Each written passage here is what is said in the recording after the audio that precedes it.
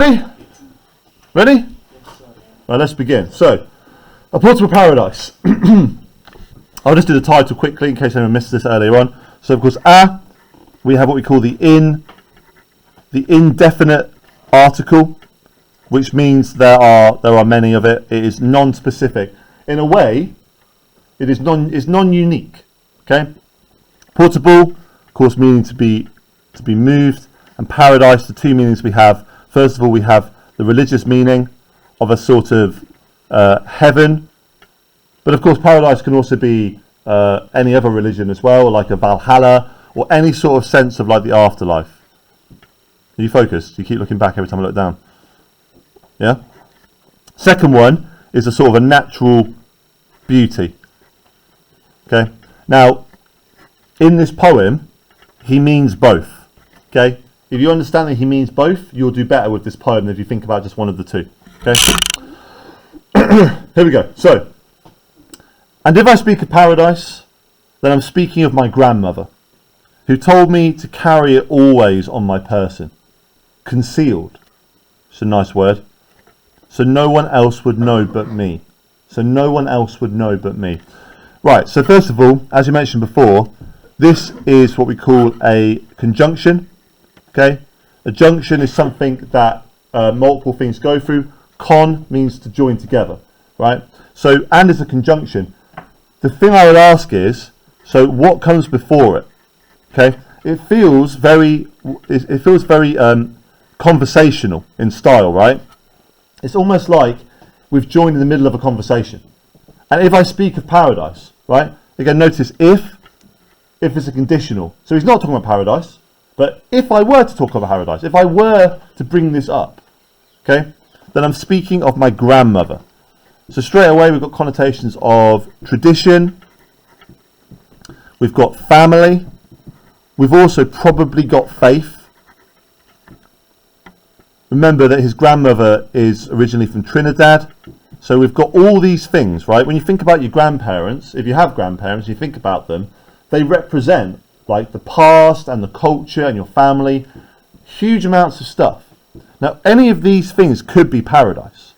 So if I speak of paradise, I'm speaking of my grandmother. His grandmother is paradise, who told me to carry it always on my person, concealed, so no one else would know but me. So there's an idea here of almost having to like hide it, right? It's something that they can't get, right? There's a sense that they can take, I think especially with the racial aspect and being in the 80s, they can come, they can take my money, they can take my freedom, they can take anything from me, but there's something they can never take. They can never take that part of me that I've sort of hidden away. So I think there's an idea here about some sort of stress, right? Like why hide it away?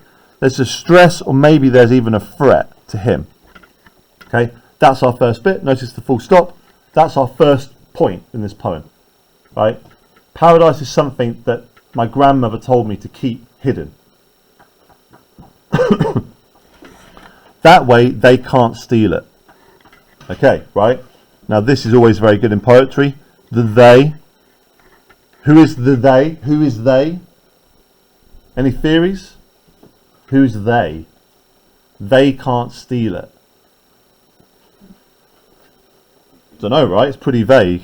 It could be the government, it could be the police, it could be his teachers, right? But it's somebody that doesn't respect his way of seeing things, right? She'd say. That way they can't steal it, she'd say. Now, I think what's interesting here is the she. Who is the she? The grandmother, right? Now, try and think. How is the grandmother's life different than his life? So she is probably part of Windrush.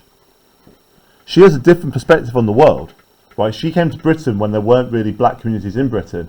So she has a much more, maybe more negative view of Britain, right? That way they can't steal it, she'd say. And, second and, if life puts you under pressure, okay, trace its ridges in your pocket. So this is the paradise. So when you feel under pressure, feel the paradise in your pocket, right? Trace is an interesting word because trace is sort of like, if you do tracing, it's very light. It's quite a light movement, isn't it, to trace? So he's not saying sort of disappear into your mind, but just remember there's something good. When life is hard, remember there's something good for you. Smell its piney scent on your handkerchief. Hum its anthem under your breath. So we've got different senses, right? So we've got trace is to feel, smell is to smell, hum is to speak. So we've got senses.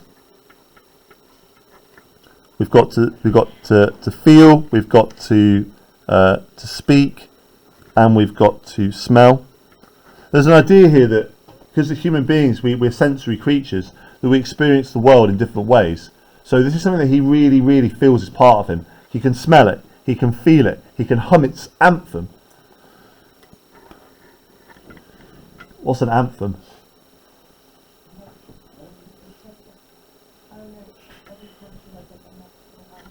Good.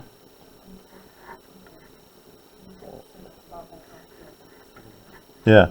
God save our gracious King.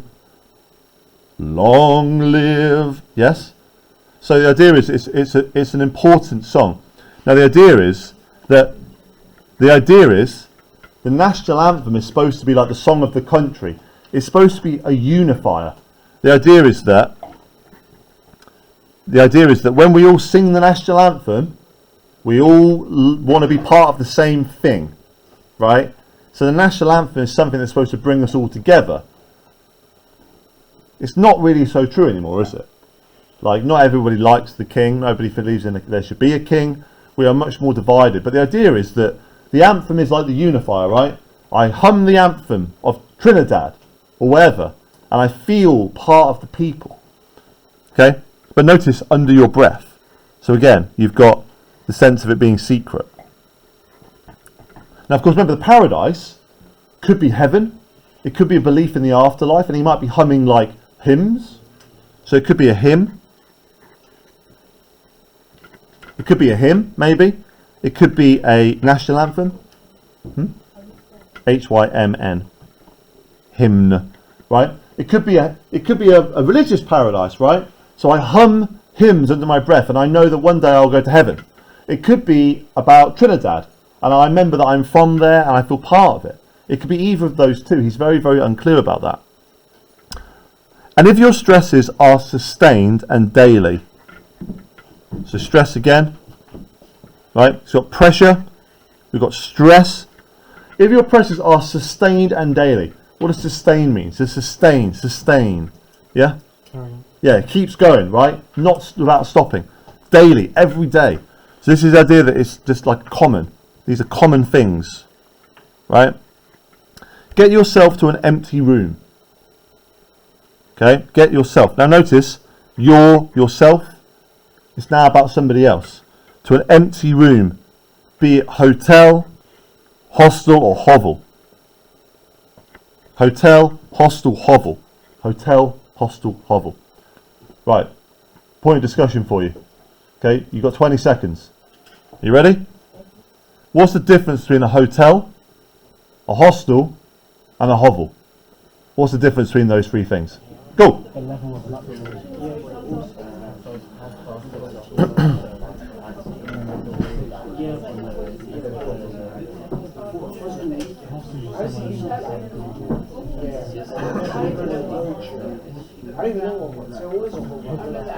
You want to find out?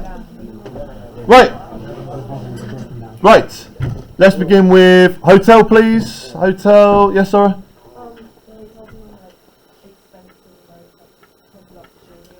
Good, right. So let's do luxury and also expense, right? So it's luxury and it is expensive. Okay. Hostel. Yeah, good, right. So it's cheaper. It's a hotel, right? Notice it's almost the same word, But hostel is like a cheaper one, right? Less luxury, you don't stay there as long. Normally, they're places you stay if you're travelling. Okay? Hovel. Hovel. Ah, we're less sure about this, aren't we? Any guesses for a hovel? Very small house that's not very nice. Yeah, essentially it's a hole. A hovel is like a hole, right? A hovel is like a very, very, very bad place to stay. Okay? Let's add this down. A hovel is like a hole or sort of a ditch, right? So a bad place to stay. Why do you think he does that? Why do hotel, hostel, hovel? Whether it be a hotel, hostel or a hovel. Go on, Aurora. Good, that's exactly correct, right? The idea is that it is, I'd use the word universal, so it's for all. You could say it's kind of democratic, right? But it is for all people.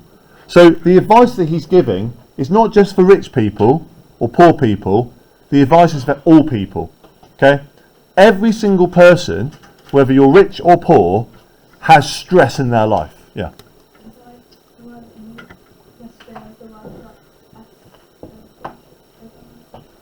I don't know if there's a specific one for H's. I mean, I think you can definitely talk about the way that they're... I mean, the thing is, those three words are all derivative of each other.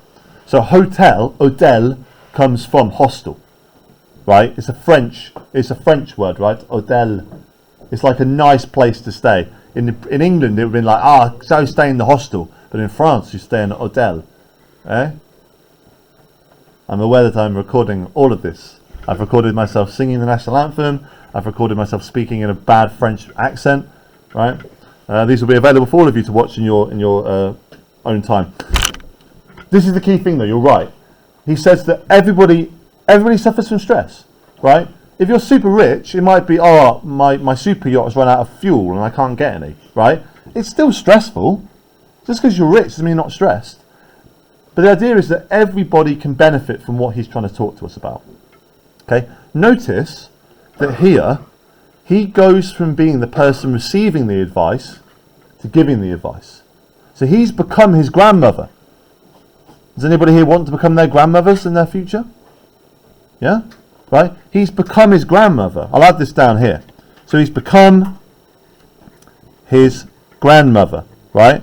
So he is now the one, aka, he's the one that gives advice. So he's gone, I've benefited from my grandmother's wisdom, I'm now going to share it with you. If you find yourself ground down, beaten down by the stress of life, whether you're rich or poor or in between that, find yourself an empty room. Empty room, okay, so space, nothing there to stress you out. Find a lamp and empty your paradise onto a desk. Now, that's a very confusing statement, right? So the paradise you've had in your pocket all this time that you kept secret, let it out, right? Whatever it might be, maybe it's a picture you look at, or maybe it's a thought you have, but it's like, be yourself, right? So let's put here, be yourself. Your white sands, a colon introduces the paradise. This is the paradise. Your white sands,